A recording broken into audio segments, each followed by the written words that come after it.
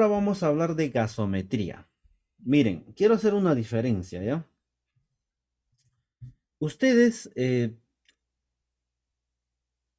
nosotros tenemos el resultado del AGA, ¿no? Así en papel, ¿ya? Tenemos el resultado del AGA, nos llegó del laboratorio y ahí el tema dice, ¿no? Interpretación de gases arteriales. Y cuando se habla de este término, interpretación de gases arteriales, se refiere a se refiere a, básicamente nos centramos en acidosis, alcalosis, ¿no? Nos centramos en eso. Pero en realidad gasometría, como el término dice, gasometría, medición de gases, es lo que vamos a hacer ahora, ¿ya? Entonces, igual, el resultado del AGA nos sirve para gasometría y también para ver el estado ácido-base, identificar trastornos ácido-base. Ahora, cuando a ustedes le llega el resultado del AGA, ¿no? Llega el resultado del AGA, tenemos, observamos, por ejemplo, la presión parcial de oxígeno. Supongamos, está 65 milímetros de mercurio. Esos 65 milímetros de mercurio significa algo, ¿no? Está disminuido la disponibilidad de oxígeno en sangre arterial. Pero yo les voy a enseñar hoy día el, el origen, la causa de esa disminución, o mejor dicho, vamos a saber hoy día, vamos a conocer por qué existen esos valores normales de entre 80 y 100 milímetros de mercurio. ¿Por qué? Esto nos va a servir, nos sirve de mucho porque es mejor conocer la causa de estos valores, o sea, por qué se generan estos valores normales y cuál es el flujo del oxígeno hasta que llega a la arteria, es mejor conocer para poder actuar. Esto nos va a servir para titular FiO2, ¿no? En una oxigenoterapia, titular FiO2 en la ventilación mecánica, titular volumen minuto en el ventilador mecánico, porque ya vamos a tener la razón, la causa, el origen de estos gases, ¿ya? Es mejor saber la causa que conocerlo superficialmente. Entonces, eso es lo que vamos a demostrar ahora. Vamos a hablar de la ecuación del gas alveolar, la presión parcial de oxígeno en sangre arterial, la presión parcial de CO2 en sangre arterial, la diferencia alveolo arterial de oxígeno. Entonces, hay algunos términos que, que están en el AGA, en el papel del AGA.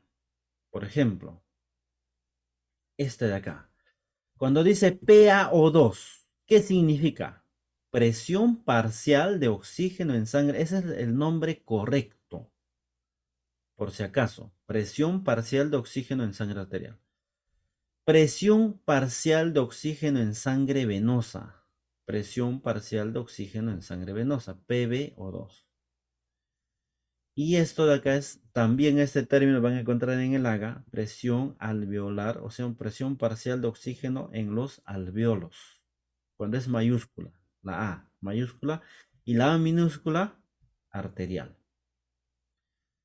Entonces, miren acá, en este resultado de AGA, tenemos aquí, aunque aquí no lo ponen, no hay algunos laboratorios, unas máquinas que no lo ponen, ¿no? Deberían ponerlo.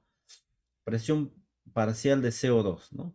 24.8 milímetros de mercurio. Presión parcial de oxígeno, 105 milímetros de mercurio. Aquí nos vamos a dar cuenta que lo que es realmente gasometría, medir gases. ¿Y cuáles son los gases? CO2 y oxígeno, ¿no? Fíjense. Entonces, y acá también nos vamos a dar cuenta de algo. Nos hablan de presiones y las unidades de presión es milímetros de mercurio. La presión arterial, las unidades están en milímetros de mercurio, ¿no? 120, 80 milímetros de mercurio decimos, ¿no? Porque están en milímetros de mercurio. ¿Y por qué los gases también están en esas unidades? Porque son presiones, son presiones. y nos habla de presión parcial.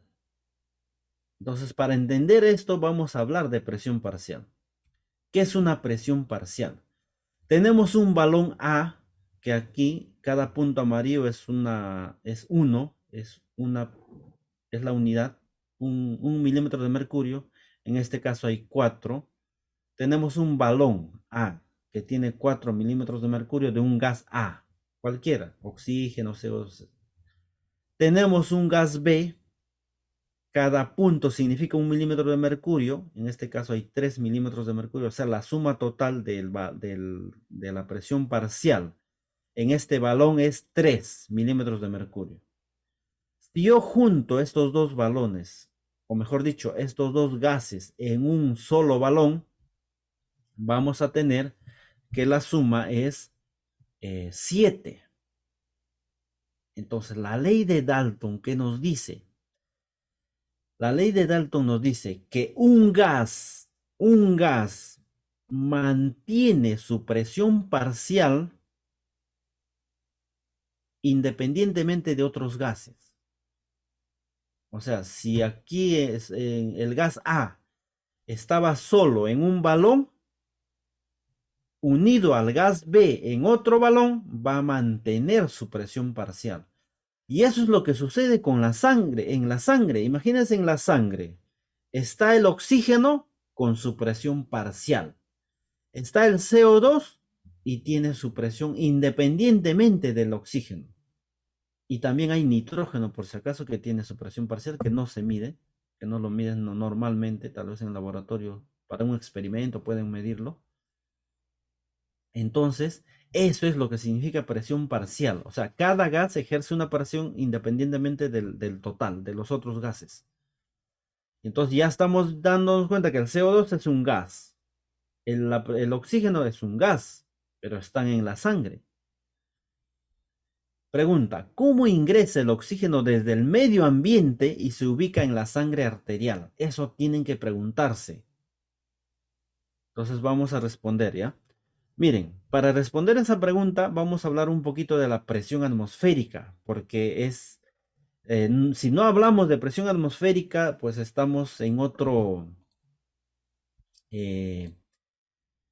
en otra, vamos a estar perdidos, ¿no? Vamos a estar perdidos porque nosotros ahorita estamos ventilando gracias a la influencia de la presión atmosférica.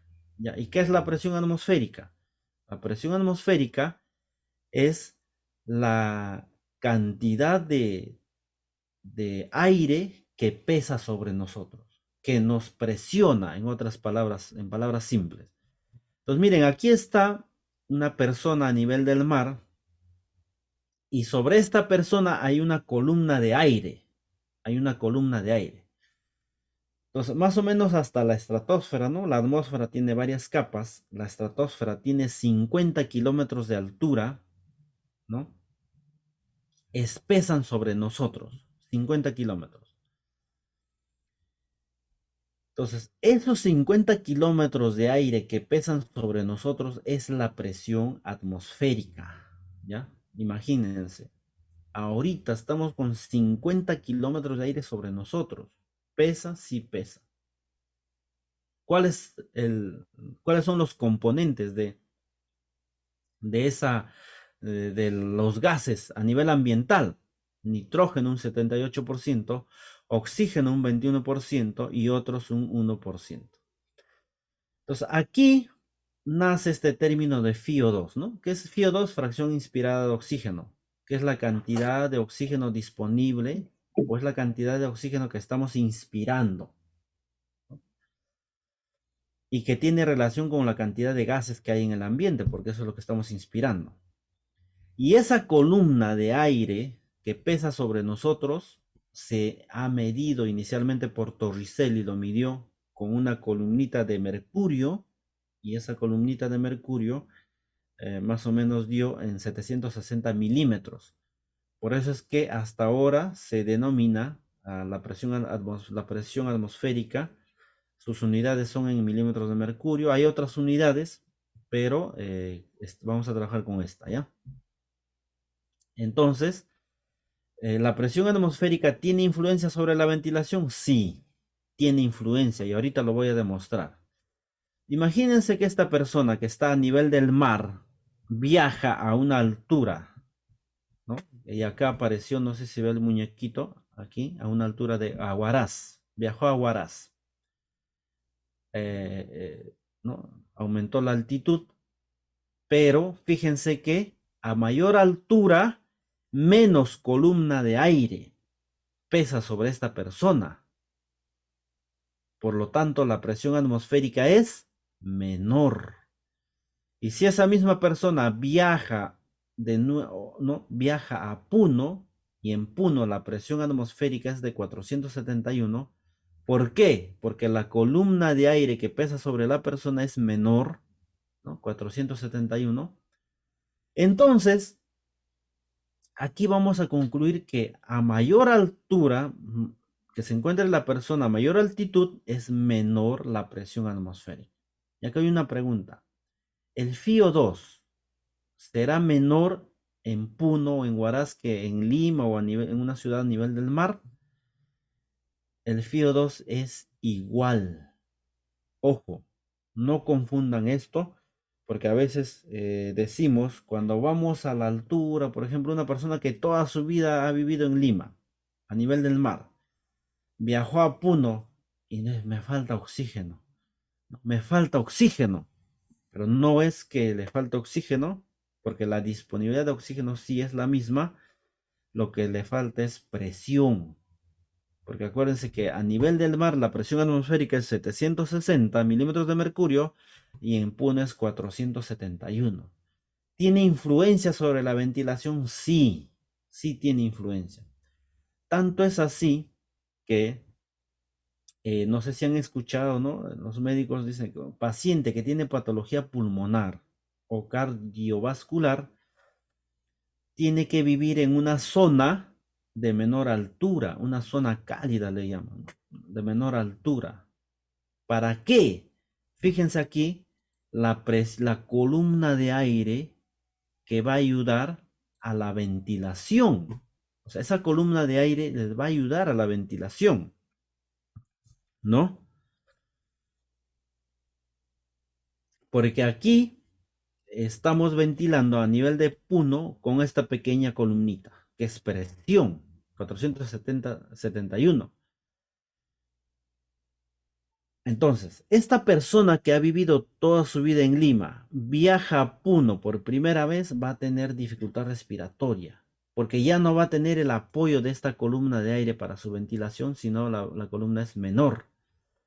Entonces, va a tener signos de hipoxia, náuseas, vómitos, cefalea, no va a poder ni siquiera correr porque corre unos pasos y aumenta la frecuencia respiratoria, ¿no? ¿Por qué? Porque los sensores captan que hay menos oxígeno y se acumula el CO2 y el paciente hace taquicardia, ¿no? Por ese motivo. Ahora, las personas que siempre han vivido en Puno, han nacido en Puno, se han adaptado, el organismo se adaptó a esta pequeña columna. ¿Cómo así se adapta? Por ejemplo, la caja torácica es más amplia, los músculos inspiratorios son más tonificados, trabajan más, la hemoglobina, una respuesta, una adaptación fisiológica a la hipoxemia por altura, la hemoglobina aumenta. Si normalmente es de 2 a 14, ¿no? Aumenta de 17, 18. ¿Para qué? Para transportar oxígeno, ¿ya? Ese es el mecanismo. Ese es el mecanismo de adaptación fisiológica a la altura. Hay una pregunta, bueno, un comentario, me perdí, ¿dónde está el paciente cardíaco? Allá, vamos a ver. Entonces, miren, cuando los médicos dicen que, imagínense un paciente que está en Puno, diagnosticado con, vamos a ver, un problema por fibrosis pulmonar. Fibrosis pulmonar. Que puede ser un problema cardíaco, ¿no? también en otro caso, también es lo mismo. ¿Qué quieren hacer los médicos aquí? Te dicen que tienes que vivir a un lugar de menor altura, a un lugar cálido.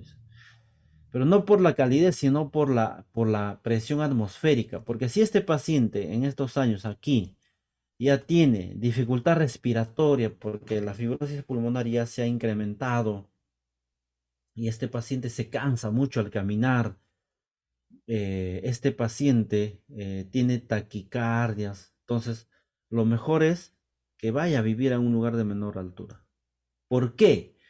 Porque si aquí la columna de aire es de este tamañito, aquí a nivel del mar va a tener un mayor apoyo de la presión atmosférica para su ventilación.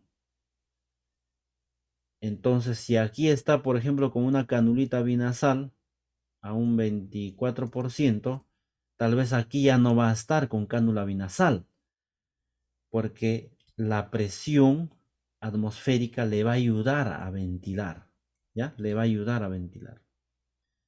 Y este mismo concepto se aplica en ventilación mecánica. ¿Por qué? Miren, si este paciente que está aquí a nivel del mar con ARDS,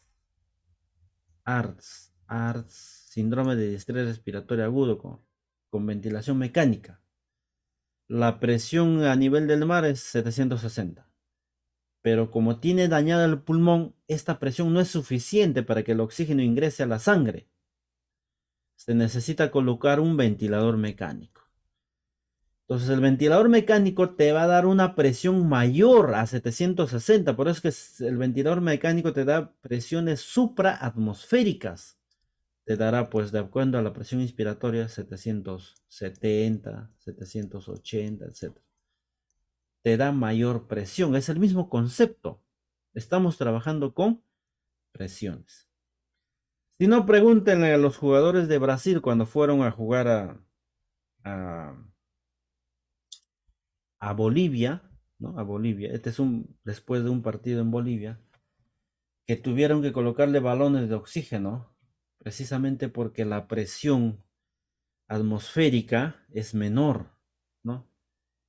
Entonces, obviamente que, y ahorita vamos a comprender por qué, y ustedes dirán acá, pero profesor, usted nos ha dicho que no, que el oxígeno, el FiO2 a nivel del mar y en Puno es lo mismo. Entonces, ¿por qué necesitan oxígeno? Por lo siguiente, vamos a explicar ahora. ¿Ya? Hagamos un poquito de FiO2.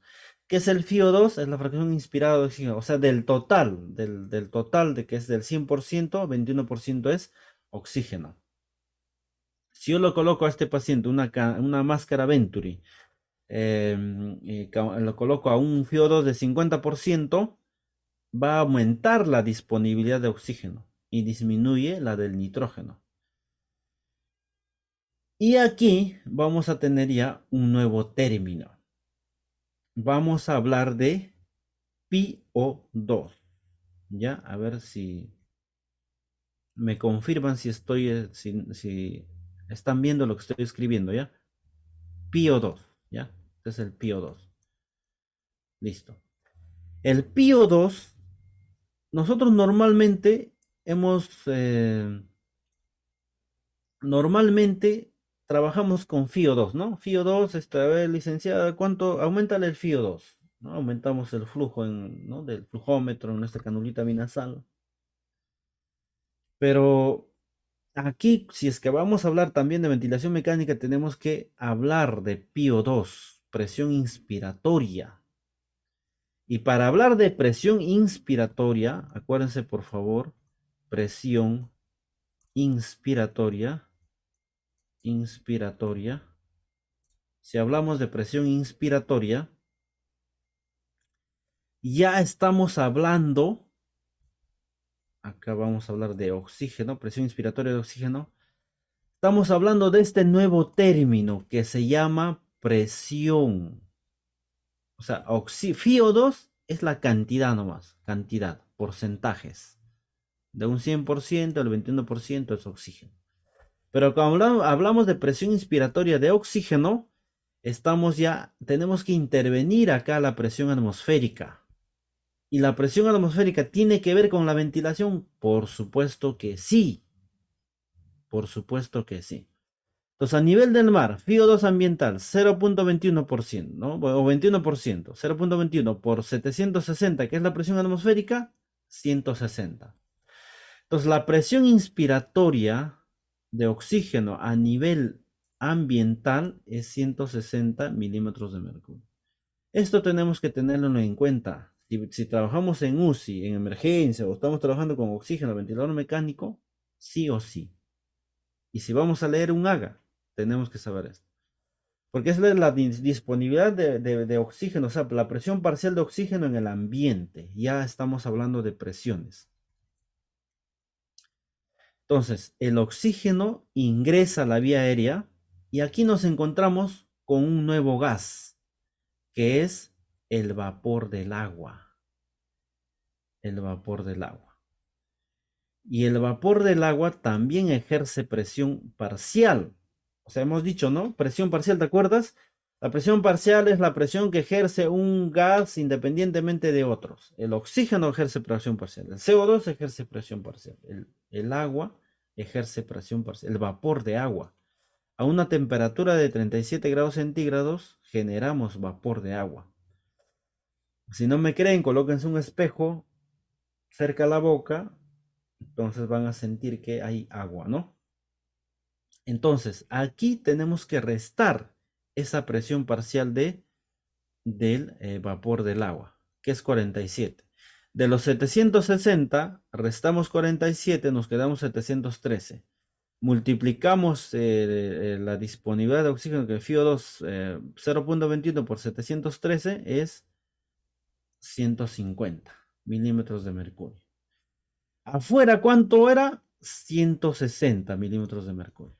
En la vía aérea es 150 milímetros de mercurio. Muy bien. Pero yo quiero saber llegar aquí. Mi interrogante es esta acá. En el alveolo. ¿Cuánto de oxígeno es? Y finalmente en la sangre, ¿no? Finalmente en la sangre. Entonces, miren. Aquí ya, esta es la famosa ecuación del gas alveolar. Aquí vemos, esta es nuestra primera fórmula que sacamos, hasta la vía aérea. FiO2 multiplicado por presión atmosférica por la presión del vapor del agua. Entonces, la presión del gas alveolar, de la presión del oxígeno en el alveolo, o sea, esta presión, o sea, la cantidad de oxígeno que va a llegar al alveolo en términos de presión, ¿cómo yo calculo? Si yo tengo este recipiente, vamos a llamarlo así, que es el alveolo, yo quiero saber cuánto de oxígeno hay acá. ¿Cómo hago? Tengo que saber la cantidad que está ingresando, la cantidad de oxígeno que ingresa y la cantidad de oxígeno que sale de este recipiente, que es el alveolo. ¿Sí o no? De esa forma yo voy a saber cuánto queda. O sea, cuánto ingresa, cuánto está saliendo. Lo que ingresa ya sabemos. ¿Cuánto está ingresando? 150 milímetros de mercurio, porque eso lo hemos hallado. Eso es lo que ingresa. Lo que sale, o sea, la cantidad que sale se debe al metabolismo. Metabolismo. ¿Ya? Se debe al metabolismo. O sea, hemos dicho, si tú consumes carbohidratos o si tú consumes grasas, vas a consumir mayor oxígeno, ¿no? Si haces ejercicio, ¿vas a consumir mayor oxígeno? Claro que sí. Tus músculos necesitan oxígeno para formar energía ATP. Por lo tanto, el consumo va a ser mayor y la producción de CO2 va a ser mayor, la eliminación de CO2 va a ser mayor. Por eso es que haces taquicardia, taquipnea en el ejercicio, porque necesitas oxígeno y necesitas eliminar CO2. Entonces, en el metabolismo, la extracción de oxígeno está relacionada con el metabolismo.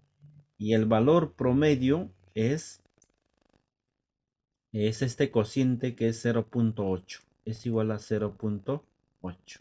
Es una constante. porque consumimos carbohidratos, proteínas, lípidos, y esta es la constante. Y también el CO2, ojo que el CO2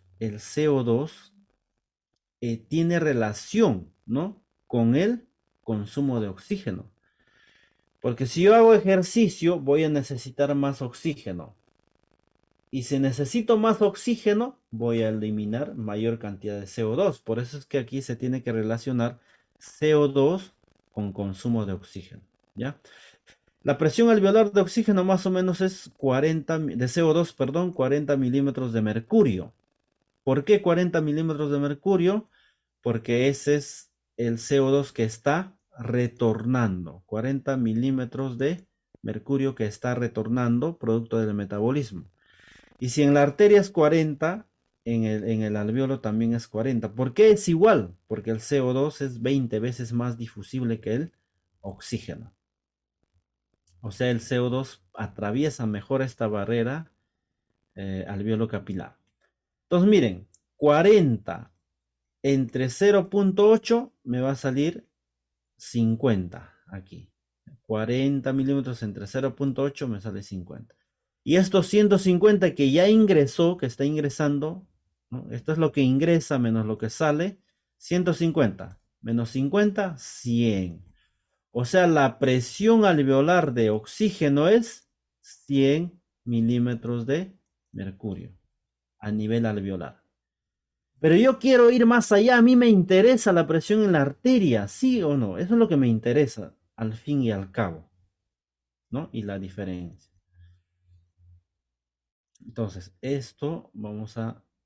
Entonces, miren, una vez que el oxígeno ha llegado, va al alveolo, por eso es que presión alveolar de oxígeno, tiene que atravesar esta membrana, ¿no? Atravesar esta membrana, alveolo capilar, y el oxígeno tiene dos opciones para ser transportado.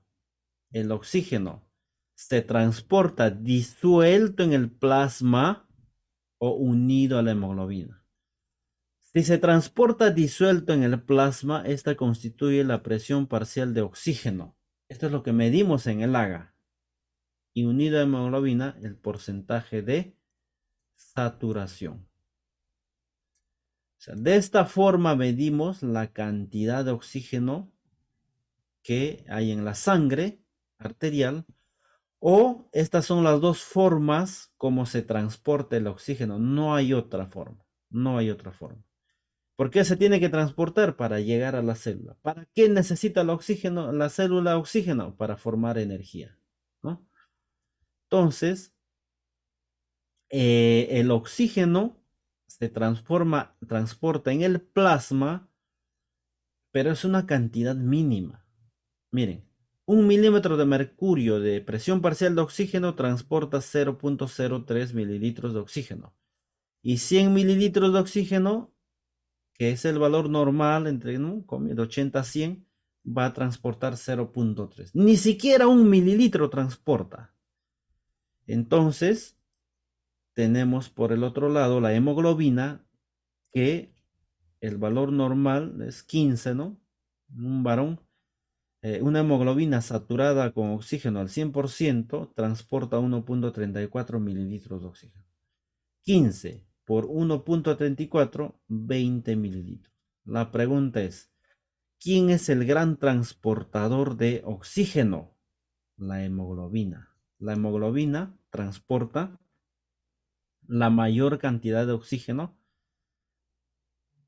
que el plasma, pero eso no significa que no debamos tener en cuenta al oxígeno que se transporta en la sangre, sino más por el contrario, se toma mayor importancia a esto. No porque por esa capacidad de transporte de oxígeno, sino porque esta presión parcial tiene influencia sobre la saturación del oxígeno, que lo vamos a ver también ahora, ¿ya? Entonces, si la hemoglobina es el transportador por excelencia de oxígeno, vamos a hablar de la hemoglobina. La hemoglobina tiene cuatro globinas, cuatro grupos, cuatro formaciones de proteínas, cuatro globinas, dos alfa, dos beta, y cada globina está formada por un grupo M. Por lo tanto, si tiene cuatro globinas, tiene cuatro grupos M. El grupo N está formado por una protoporfirina más el hierro. Aquí lo que nos importa es el hierro. Entonces, miren, si lo vamos a esquematizar, ¿no? Vamos a esquematizar la molécula de hemoglobina. Tiene cuatro globinas y cuatro grupos M. Y cada grupo M tiene un hierro. Entonces, el hierro, me importa hablar de hierro acá, ¿por qué? Porque el hierro va a ser como un imán que va a atraer al oxígeno desde el alveolo, ¿no? Va a atraer al oxígeno para que se pueda unir de forma laxa. O sea, ¿qué significa de forma laxa? Significa que de forma momentánea, débil, porque se une a la hemoglobina, cuando llega a la célula, se libera. Por eso es que la hemoglobina se considera como unos camiones, ¿no? Es un camión de solamente cuatro asientos, para cuatro personas, para cuatro moléculas de oxígeno, solamente para cuatro, porque tiene cuatro hierros. Si tuviera un hierro más, se une, pero no, pues, ¿no? Tiene solamente cuatro. Entonces, si una molécula de hierro se une a una molécula de oxígeno, decimos que la hemoglobina está saturada al 25%, porque solamente es un asiento. Si se une a 2, está saturada al 50%, la mitad de su capacidad. Si se une a 3, a un 75%. Si se une a 4, a un 100%. Entonces aquí, ojo, miren, la hemoglobina, una molécula de hemoglobina solamente se puede saturar con 4 moléculas de oxígeno. Y ya podemos decir que está saturada al 100%. Eso es lo que medimos en la pulsioximetría, la saturación. Y si nosotros le damos mayor cantidad de oxígeno, si esta hemoglobina ya está saturada, el oxígeno se va a ir al plasma. Va a aumentar la presión arterial de oxígeno, mayor a 100 milímetros de mercurio, ¿no? Eso es lo que va a ocurrir. Entonces, ojo con esto. Entonces, ¿qué procedimiento se realizaría para encontrar el valor de PO2 en sangre arterial? ¿Cómo se llama ese procedimiento? Gasometría, o sea, toma de un AGA. Entonces aquí vemos que el oxígeno llega al alveolo, pasa a la sangre arterial, se une a la hemoglobina o si no se transporta disuelto en el plasma, ¿no? Si es disuelto en el plasma, en este caso es 95 milímetros de mercurio, por ejemplo, ¿no? Y si está unido a la hemoglobina, aquí en la saturación es 98%. Entonces, nosotros vamos a tomar una muestra de sangre arterial para determinar estos valores. Estos valores. Entonces, tomamos la sangre arterial y tenemos un resultado. Y miren, la presión parcial de oxígeno en sangre arterial es 95 y es este valor que nos muestra el resultado del AGA y es este 95 milímetros de mercurio. Entonces, fíjense toda la explicación que les hemos dado para que solamente tener este valor. Pero aquí está la diferencia. Si yo solamente me fijo en este valor y no sé todo el trayecto que puede pasar, si yo encuentro, por ejemplo, aquí una presión parcial de 65 milímetros de mercurio, ¿qué significa aquí 65 milímetros de mercurio?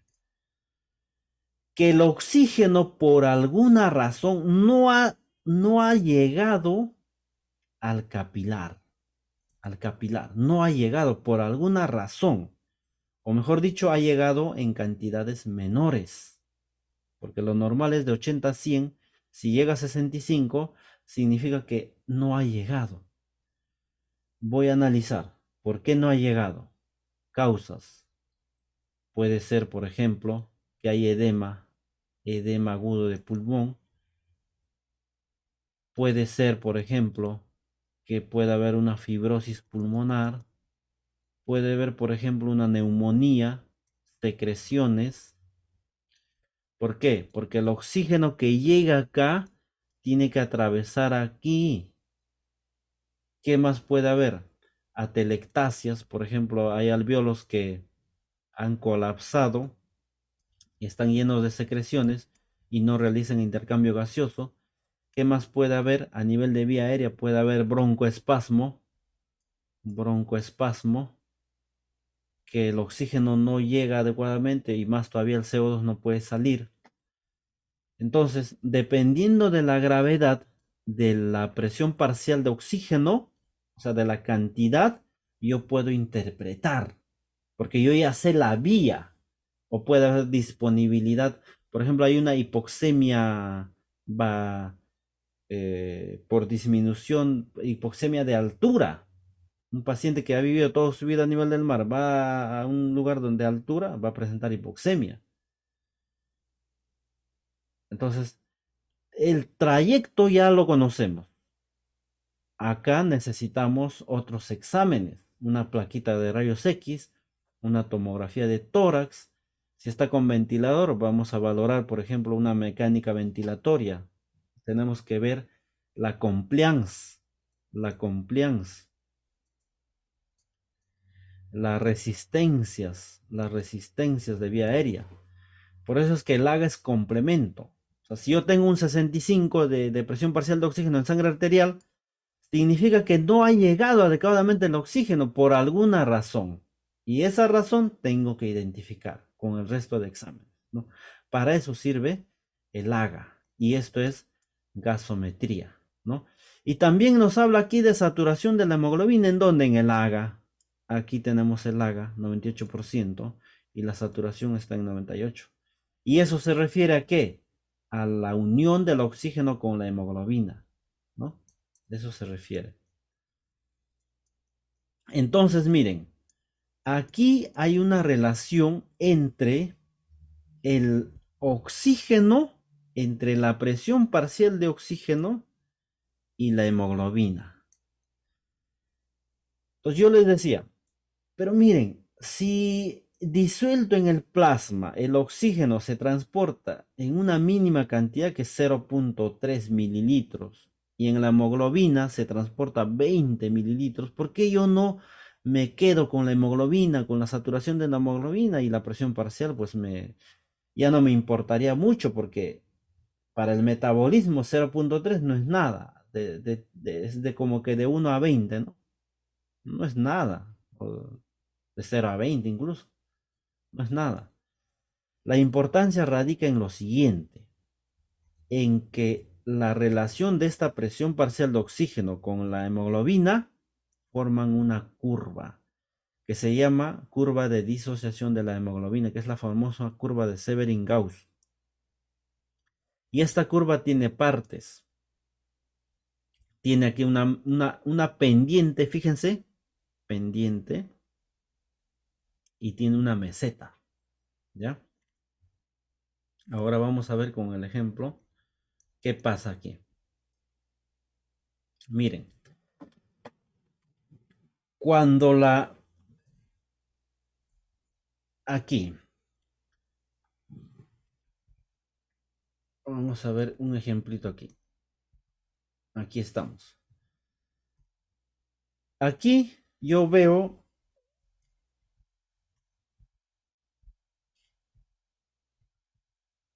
aquí está, la presión parcial de oxígeno, ¿no? Presión parcial de oxígeno es 37, 37.2. Y también aquí vamos a trazar 37.2, recuérdense de eso, 37.2. Miren, 37.2 puede estar Antes de esto, antes de explicar el 37.2, vamos a anotarlo acá, 37.2. Lo normal de la presión parcial de oxígeno en sangre arterial, ¿cuánto es? De 80 a 100, ¿no? De 80 a 100. Esto es lo normal.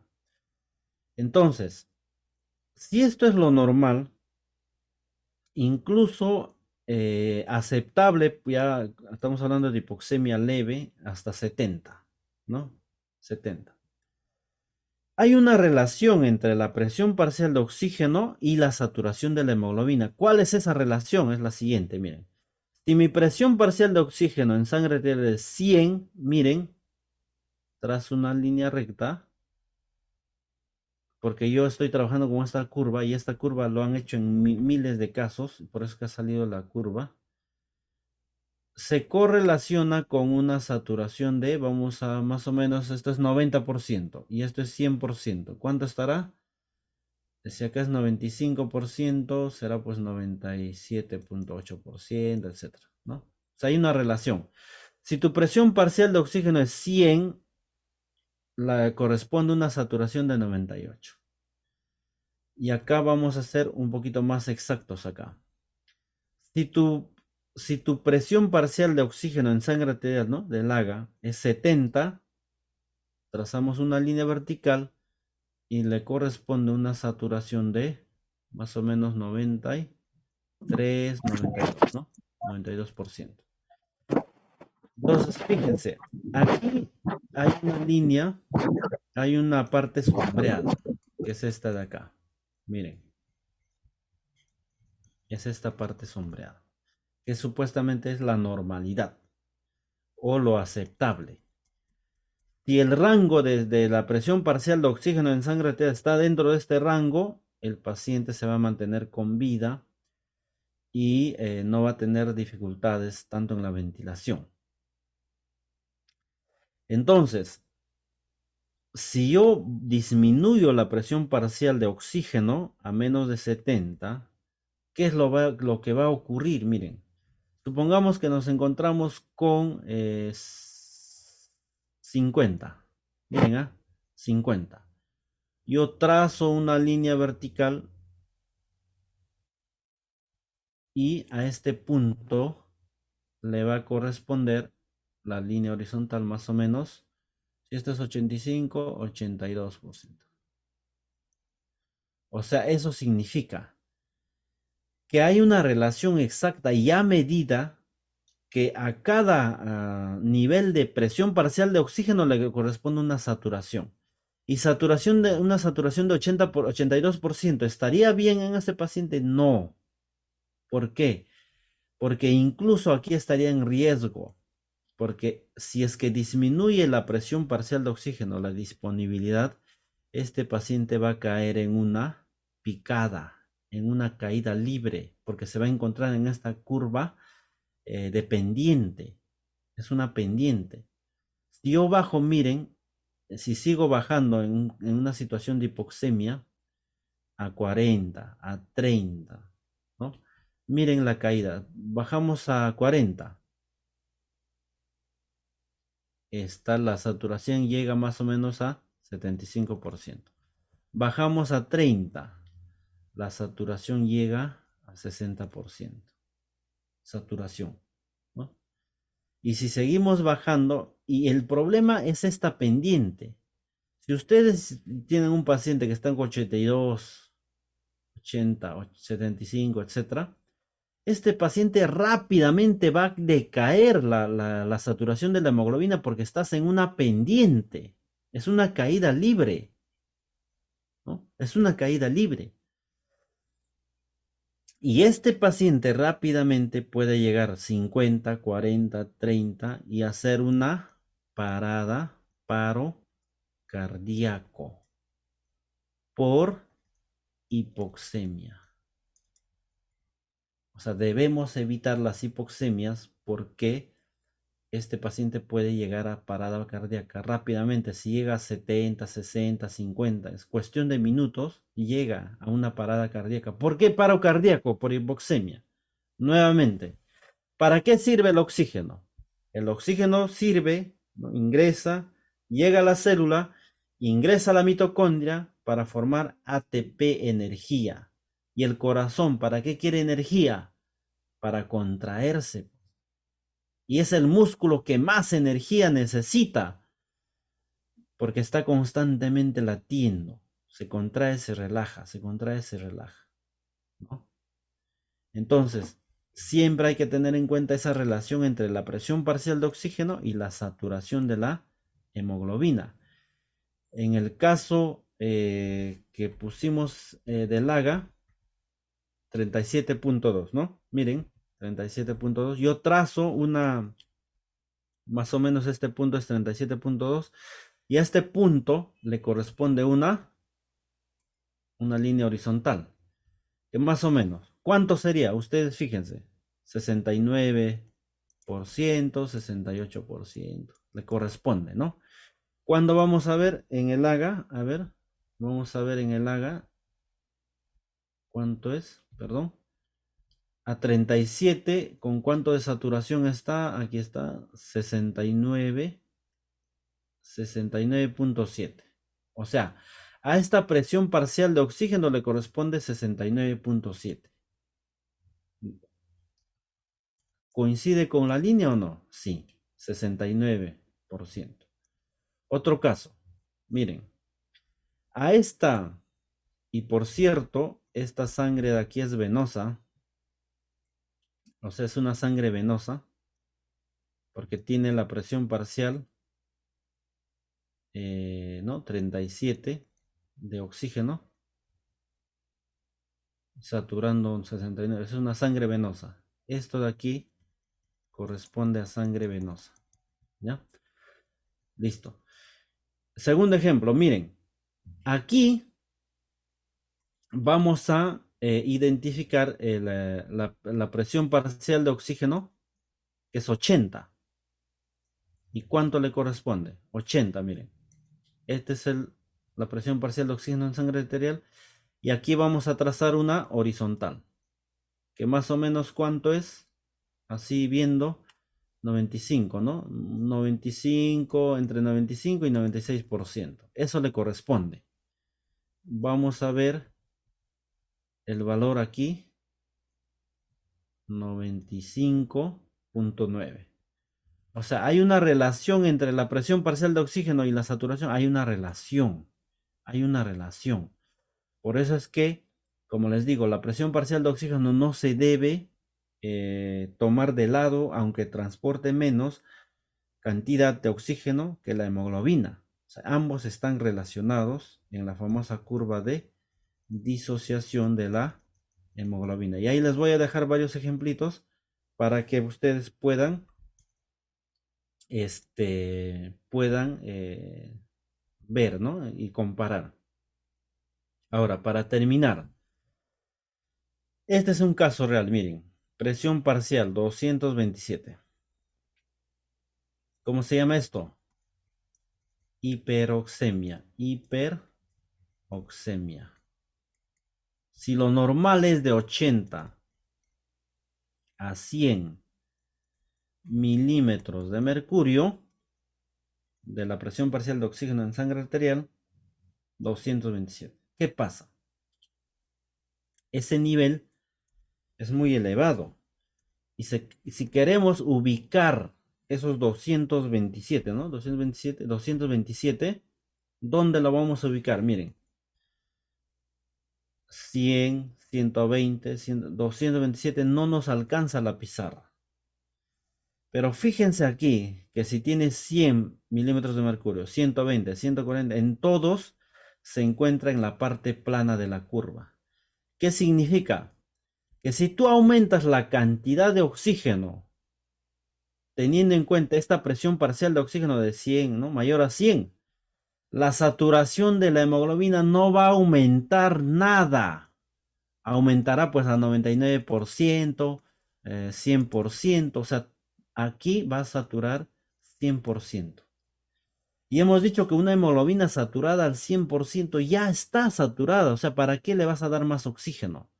El oxígeno extra, ¿a dónde se va? Al plasma, como en este caso, 227. Y no es que ya, bueno, el oxígeno está en plasma a una cantidad elevada, no hay problema, no es así, sino que esa cantidad de oxígeno en exceso puede producir daño en el paciente. Uno de sus efectos es atelectasia por reabsorción, y otro de los efectos es este de aquí, que normalmente el átomo de oxígeno tiene dos espacios, ¿ya? Libres. Dos espacios libres tiene normalmente. Dos espacios libres. Y estos espacios en el átomo de oxígeno, si están libres, tienden a jalar electrones de otra sustancia. Por ejemplo, aquí jalaron de un hidrógeno. Entonces, la sustancia nueva se ha unido el oxígeno con el hidrógeno. O sea, aquí jaló un electrón y se unió a este hidrógeno. Entonces, la materia no se crea ni se transforma, ni se destruye, solo se transforma. O sea, se cambió a otra sustancia que se llama hidroxilo. Pero sigue teniendo su espacio libre este hidroxilo. Puede jalar un electrón de otra sustancia, de, de la membrana celular, de un lípido. Jala un electrón, miren, jala un electrón. Entonces, este lípido ya no es ese lípido inicial, porque hemos dicho, la materia no se crea ni se destruye, solo se transforma. Si tú le quitas un electrón, ya no es un lípido. Y como no es un lípido, esta membrana celular se destruye, porque la membrana celular está formada por fosfolípidos, ¿no? Se destruye, eso se llama muerte celular, apoptosis. Entonces, el exceso de oxígeno genera radicales libres. Debemos mantener a nuestro paciente entre una saturación de 93% a 95%, no más de esto, no más. Si está con ventilador mecánico, con 93, suficiente.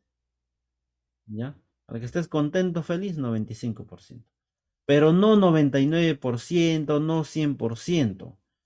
La saturación, ¿no? Estamos hablando de la saturación de la hemoglobina.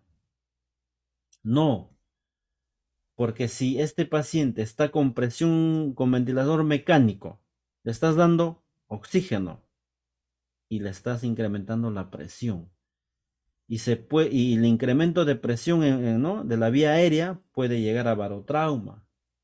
Incluso no puedes elevar la presión pico tanto, puede estar en 35, 32 la presión pico, pero la frecuencia respiratoria, los días de ventilación mecánica pueden, en un exceso de presión o una elevada presión inspiratoria, pueden dañar al paciente, ¿no?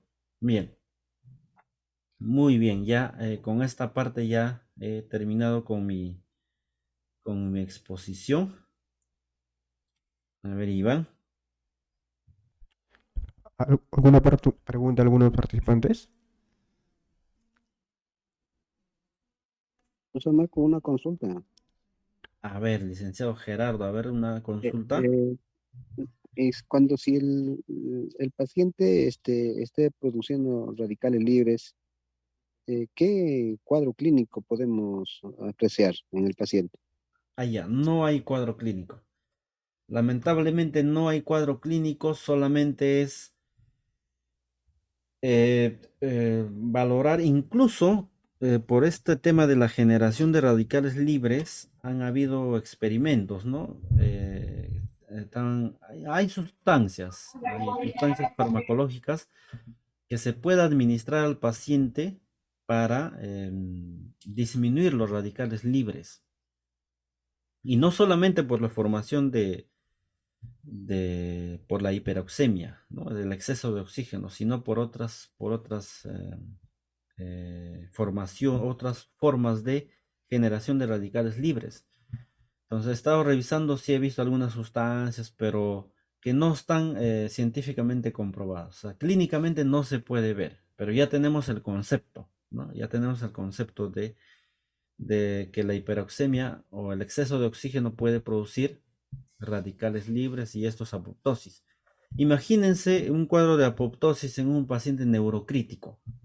Los pacientes neurocríticos generalmente no tienen falla pulmonar, daño pulmonar, ¿no? Pulmón limpiecito, el daño está acá, un TEC, por ejemplo. Y a esos pacientes estamos ventilando con FiO2 de 30%, 40%, o sea, tu FiO2 de 100%, ¿no? Un 95%, un 96% de saturación estaría bien. Por el tema este de generación de radicales libres. Y a nivel neuronal, ¿no? Generar radicales libres, apoptosis neuronal, generas, ¿no? Mayor edema, etc. Muy bien. Si es que hay alguna otra pregunta, tal vez. ¿Alguna otra pregunta, estimados participantes?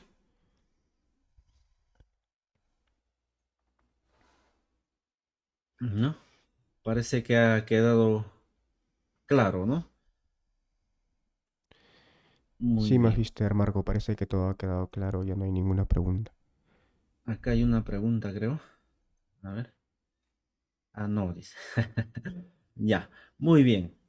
Bueno, Iván, yo ya me despido de ustedes, sin antes agradecerles, ¿no? Por esta y felicitarlos siempre por este ánimo de querer capacitarse. El cerebro es un órgano que, al igual que el estómago, con nuestro organismo necesita alimentación. Y uno de los alimentos es el conocimiento, ¿no? El conocimiento. Nunca, jamás dejen de alimentar a su cerebro. Bien, muchas gracias, Iván. Muchas Gracias. gracias por su ponencia, Magister Marco. Espero contar con usted en los próximos cursos y desearle una feliz Navidad y un fraterno abrazo, Magister.